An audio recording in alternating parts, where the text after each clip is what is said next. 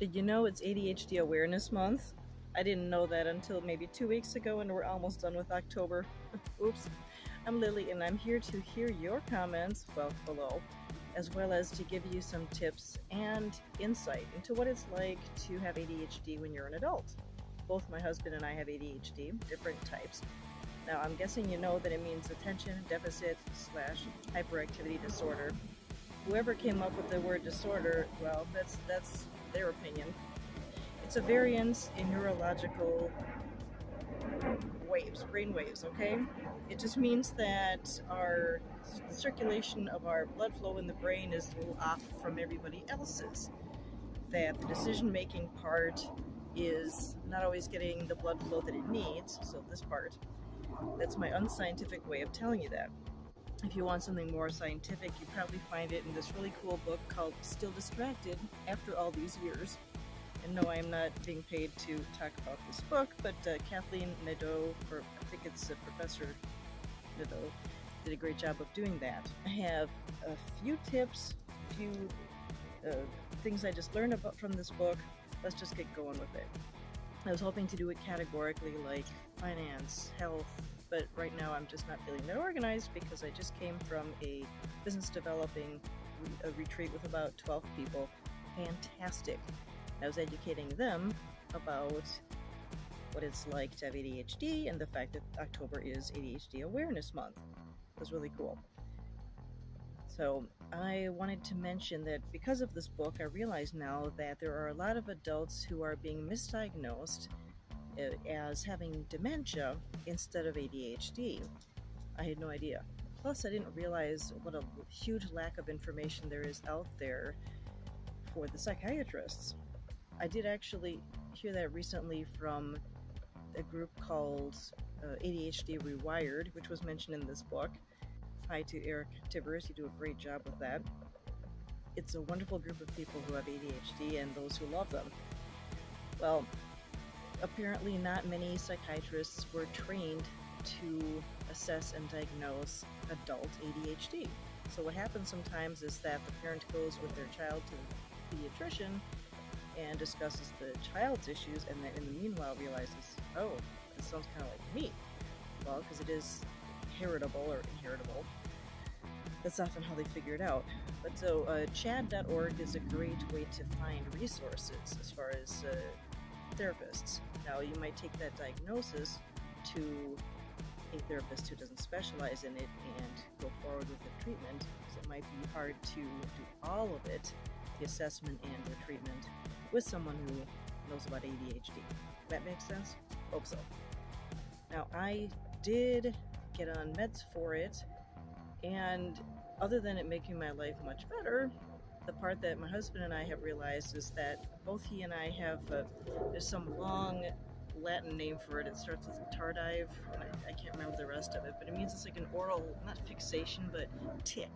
In my case, I keep making a sucking motion throughout the day. It's really annoying. And then it turns out your veins pop out in your chin when you do that. Not pretty. In his case, he basically not chomps his teeth, but goes like that whenever he's focusing.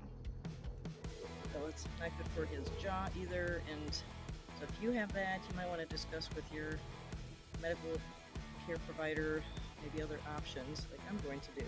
I just wouldn't get off the meds cold turkey because that would be stupid, and it does enough good, so I just maybe need another brand. It used to be great for weight loss as far as the first few weeks when it makes you feel barfy. I no longer have that advantage, but it'd be nice. At 52, I'm going, well, shedding about 10 pounds would be kind of cool. But I really do watch what I eat, because I need a lot more protein when it comes to attention and sustained energy. And get out there and exercise, because you really will need it if you have ADHD. I'm guessing anybody needs it for good aerobic health, but some of us are so fidgety, it helps if you walk around the block outside and get some fresh air. Now, the other thing I was going to say is one of my tricks for keeping my thoughts organized is to have one notebook. And no, I'm not flawless in this process, because it seems like people gift each other notebooks all the time. maybe I'm just realizing that, or just it's in my head. Either way, I have way too many notebooks right now. So I'm going to go through some of them and find old notes and see what I can purge or recycle. But in general, I will keep the next ones I get until I'm finished with one, because I have notes scattered all over the place for business, for personal use, whatever it is. I take notes like crazy. I do a lot of networking because I'm a marketing agent for self-published authors, for healthcare providers, and for restaurants that are trying to green up their act.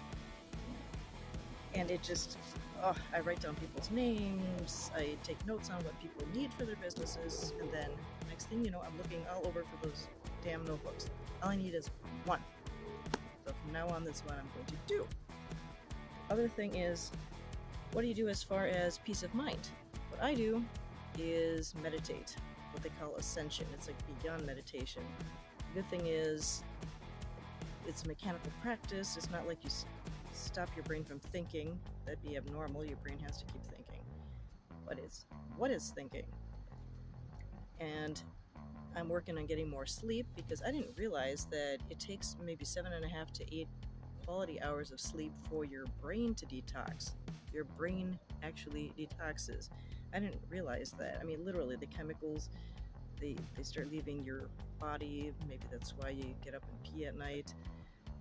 But yeah, if you don't get enough of the sleep, that process doesn't happen. In fact, you also detox your eyes. I did not know that.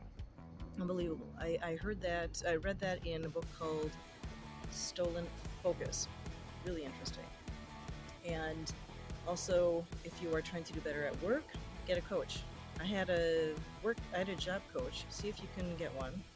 If you feel like you're about to be fired, the ADA protects you when you have been diagnosed with ADHD. So contact your HR department and see what you can do about accommodations. I believe by law they have to, but ask your HR person about that. So anyway, comment below what you do to make life easier, and any suggestions or maybe questions, and I will be checking, and I'm so excited. And please subscribe, because it'd be fantastic if by the end of October, think Halloween, scariness, I could reach 500 subscribers, because that would mean I'm en route to making this also a way to support myself, so I can focus more on content. Just subscribe, mention it to someone. Thank you. See you soon.